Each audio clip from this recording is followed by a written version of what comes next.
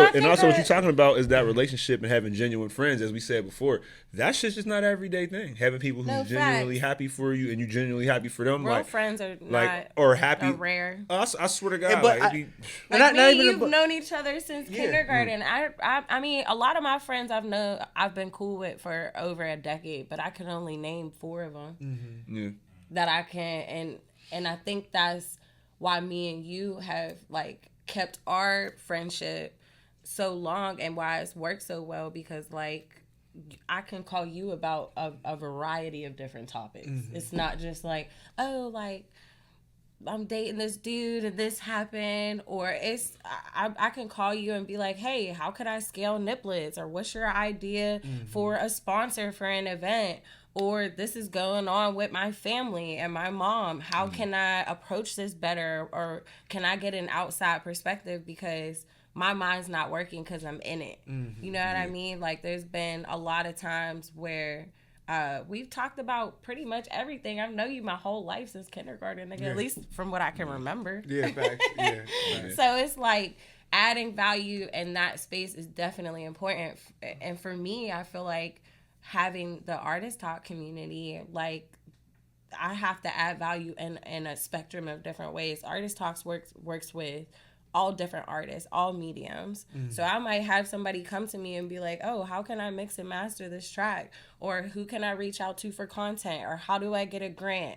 How do I not burn out? Where do I find a therapist? Where can I find this support group? How can I pay my rent? How do I get my electricity back on? Like, what number can I call if I'm struggling with this? Where do I get food from?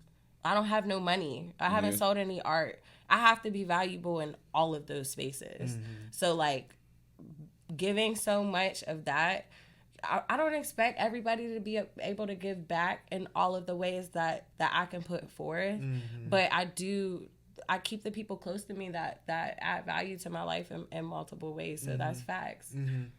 Yeah, adding value is, I think, very elusive. Like people don't really know what that means. And the terminology, I'm realizing, is just starting to be something that people say more. I've just started to use that term for myself in the last 8 months or so, because it's very intentional. Adding value isn't just like you can call somebody and just drain the fuck out of them. You can spend time around. I don't answer those calls no more. Facts. I don't answer drain calls. You can spend time around somebody and unintentionally just not add value. And I think to add value. Right. That's what it feels like. It feels like taker type vibes, because it's like, why am I always so drained or tired after this conversation? And I feel like a lot of the times, like, people will be like, oh, I want this type of partner. And I was listening to a podcast the other day, and it was like, but what type of partner do you want to be? And what are you going to contribute to this? Exactly. So it's like, that really changed my perspective if I'm dating somebody, to be like, okay, if I want all of these things, and I just did it in my journal the other day. I was like, these are the things that this person is adding to my life. Okay, now make your list. What are you adding to his? How are you showing up for him? It might not, and it's not going to match. Like, you might show up for me financially, but I might show up for you as a support system, and you might already have these things, so you don't need those. I think the whole equally yoked shit puts people into a box where you have unrealistic expectations. That's not what it's about. It's about balance. It's about balance. There's been plenty of time. There's relationships where I've probably spent more money. There's relationships where I spent less, but there's a lot of different things in there that don't really equate financially that I needed. Somebody being your piece there for me. Yes, like it can't match. It can't match. It don't make any sense. Like if you're thinking about that too much, then like you're not really ready for a relationship. If you're constantly worried about, are you trying to check off boxes? Yeah, you're like, all right, well she's doing as much as me, so I feel better. There's no relationship's gonna be like that. You need to find somebody who you give a fuck about enough that you ain't really thinking about that. If you want a relationship like that where you're just constantly receiving and not putting anything out, get a therapist. Yeah. That's what you pay them for. But even that is transactional. You are paying for this person's time. This person is not necessarily showing up because they're like,